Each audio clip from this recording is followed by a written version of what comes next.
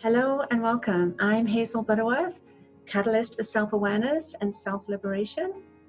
And I'm Carmen Braga. I'm a self-awakening mentor for women. And we are the co-owners of Healing Heart Center in Sherwood Park, Alberta. And you can find us at www.healingheartcenter.ca.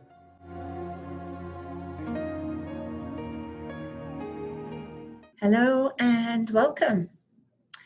Today's topic is about self-care. And the big question is, who's taking care of you? That is a big question, right? Actually, because I learned that several years ago when I was looking after my husband. And I wasn't looking after me. I was looking after him all the time after he'd been sick. And I think, especially as women, we do that a lot too, but men do as well. I mean, it's something that I think a lot of men actually don't look at very often in themselves. It's not their natural instinct, right? The men are the workers that, in the old school of thinking, right? It was mom's role, the wife's role to be the nurturers. And it's that feminine energy, that nurturing, the softer energy, right? Looking after. Yeah. Well, and for us, a lot of people look at the outer care, things like, going for a massage, nice hot bubble bath, going for taking a vacation, things like that when it comes to self-care. But for me, and I know Hazel's the same way, is we like to look at the inner self-care, which is sometimes overlooked in a lot of cases, right? Because we're not taught to do that, right? So for me, when I think of inner self-care, the very first thing that comes to my mind is meditation, because that's what I do. That's how I go in, is through meditation. And journaling is another one that I do a lot of too. How about you? The questions that I asked, as you were saying about, you're so busy looking after other people, it's like, where are you in that equation? If you're so busy looking after someone and making sure they're okay, or you're nurturing them, or you're feeding them, whatever it is that you're doing to make sure that they're okay, where are you in that equation? So if you saw everybody lined up, where are you? And 9 times out of 10, you are not even putting yourself in that equation. You're not even considering yourself. You're not giving the same care and attention that you're giving and willingly give to everybody else to make sure they're okay. But we don't even put a fraction of that towards ourselves. And part of it is because people said it's selfish, right? Put yourself first. It's not. No, it's self-love. It really is self-love, right? And in a practical sense too, if you are a caregiver, or if you're a parent, or whatever situation you're in, think about the airplane. Who has to have the oxygen mask first? Because if you don't look after yourself, then they're not capable of looking after someone else. Absolutely. Right? Absolutely. It's not. Yeah. Well, and oftentimes when we put others ahead of ourselves, like I did, and like so many do, we kind of get disconnected. We kind of stop listening to our own bodies. And that's part of the inner self-care to me as well, is to listen to your own body talk. That's, a lot of people don't realize that your body is talking to you all the time, right? It's incredibly intelligent, very intelligent. And it knows what to do. If we just get the hell out of the way, it knows what to do. But it's part of that self-care is checking in with your body on at least, I'd say a weekly basis, if not daily sometimes. I was going to challenge you on that. I was going to say every day, because we live in this moment, so we've always got to be checking in, however many times you want to. And check in and just go from head to toe and how am I feeling today? Because a lot of times we have these aches and pains that show up, but we push them away. We put them on the back burner because we're looking after somebody else, or we're doing other things, or we're just busy. And oftentimes those aches and pains are your body trying to get your attention. And there are times that it's because it needs extra care in some way, shape, or form, you know, if there's a more serious illness underlying that. Mhm. But it can also be that you're just not hearing what it's saying. You've pushed down so much stuff over your lifetime that it gets stored. It gets stored in, you know, if you went through a traumatic childhood, for example, a lot of times we push that down. We don't want to look at it. We don't want to see it. We don't want to deal with it. And I get it. I totally get it. But at some point it's going to come up and it's going to show itself to you. And it's really important to have compassion for ourselves, for our past, for the trauma, for what it's gone through, and for what we've gone through. But we have to at some point release that. Mm-hmm. And because it will show up eventually as a physical ailment if we don't. And that's part of that inner self-care, is talking to your body and paying attention to what it has to say, because it will talk to you. It does. The emotions, as you said, if you suppress them, if you shut them down, they end up being stored. And that creates that toxicity. Think of it as the chemistry in your body. And so all that toxicity is festering. And it will manifest as an ailment, as an illness. So part of this taking care of yourself and the self-care is to be aware of your emotions, to be aware of your thoughts. And when things present and you're going through those emotions, it's not to deny them. It's to actually embrace them and recognize them. And the more we just be with them, they actually just come and they'll go. Because in this moment, I am sad, or in this moment, I am angry. But if we don't latch onto them and connect to them and store them, then just as easily they will dissolve again. So it's just like the clouds. They can just float and evolve and dissolve and evolve and dissolve.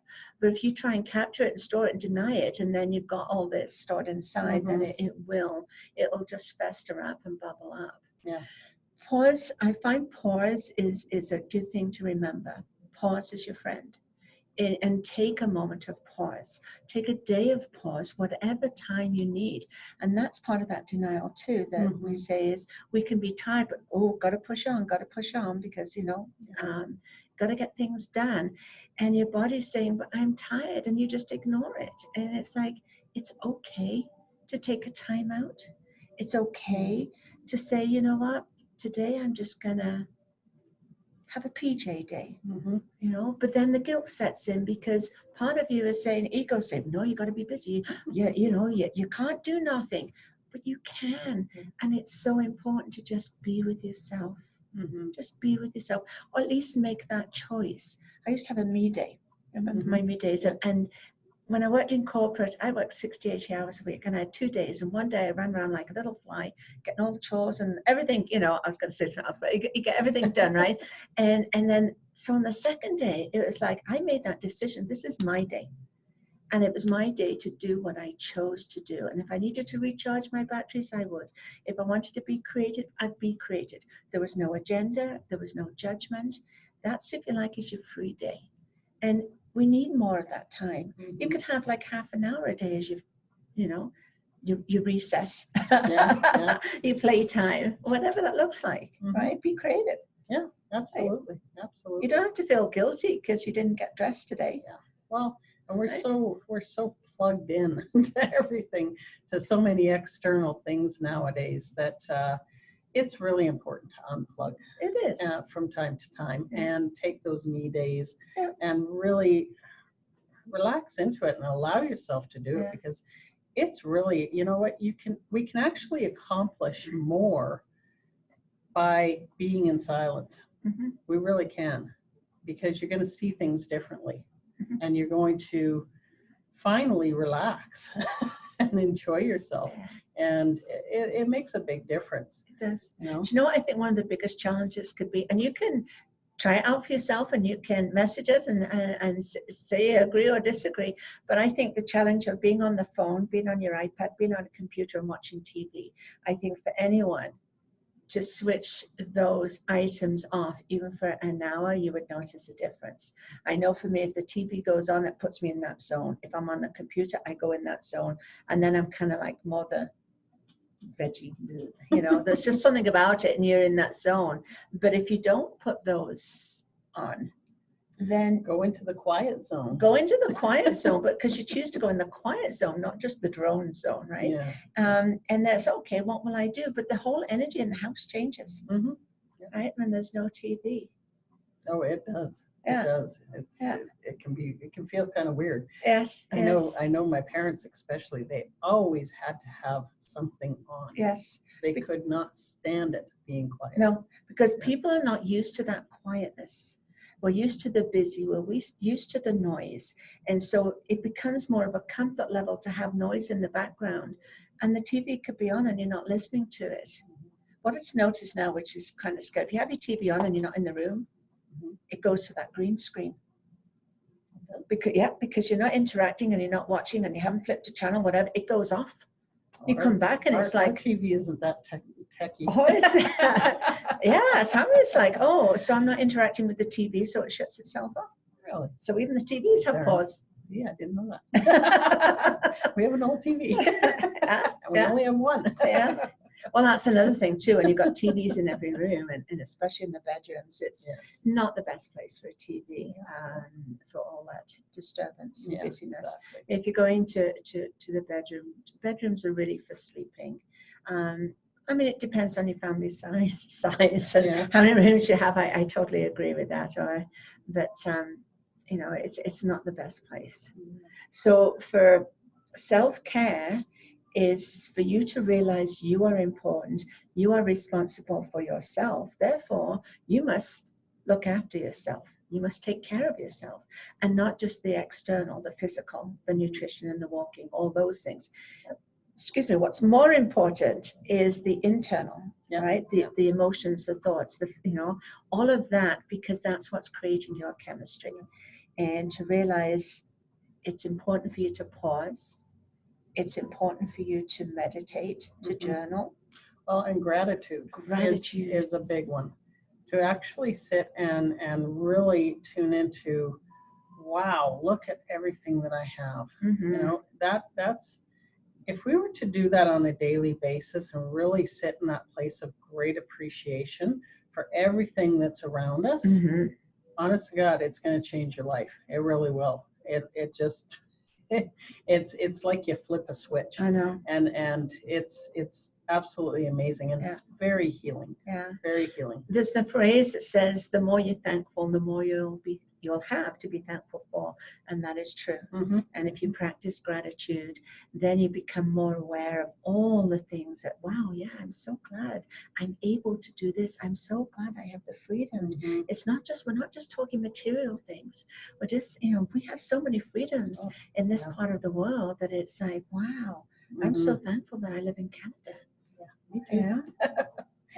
So the gratitude again puts you in that space, because again, that's part of self-care, because we get so caught up in the problems and the nuances that we don't sit in gratitude often enough, and that is self-care. Right? Even being thankful for your body. We don't even have to tell it to do. I know how many zillions of functions our bodies do without being told, like, thank you, body, for doing that. That's what I mean. It's intelligent. It's intelligent. Yes, it is. Indeed. Well, one of the biggest things to me too for self-care is be kind to yourself, because we can be brutal with our self-talk and really hard on ourselves. I call it self-abuse. And it really is when you're talking to yourself in a negative way so much of the time. And we do that a lot. A lot. And I know I used to be a big proponent for that. I was always doing that in my my past life, I call it. But learning to be kind to yourself is so very important, and to talk kindly to yourself. And I always think of it, as you're in this relationship for life with yourself, how are you treating yourself? And, you really want to encompass that self-love. And there's a quote by Brene Brown, says, talk to yourself like you would to someone you love. And I absolutely love that, because it's true. We can be very loving, very kind and compassionate towards others and not do that for ourselves. And that's probably one of the biggest things for self-love, that inner self-care, is to be kind to yourself, care for yourself as much as you would others around you, right? So Yeah. yeah. So the question is, are you taking care of you? What does your self-care program look like? Do you have one? Yeah. Have you stopped to think, what am I doing for myself? And it's not selfish, it's necessary, it's essential, right? Are you dismissing yourself and taking care of everybody else and putting yourself last? All right? No, you're important. Yeah. Right? Very important. Yes. You have a place here. You're here for a reason, right? So yeah, it's a big thing to look after yourself. And if you find that you're running into blocks and health issues or anything like that because you've been suppressing things, because you haven't wanted to look at stuff, this is what we're here for. This is what we specialize in. So please reach out. You can visit us on our website, and which is www.healingheartscenter.ca.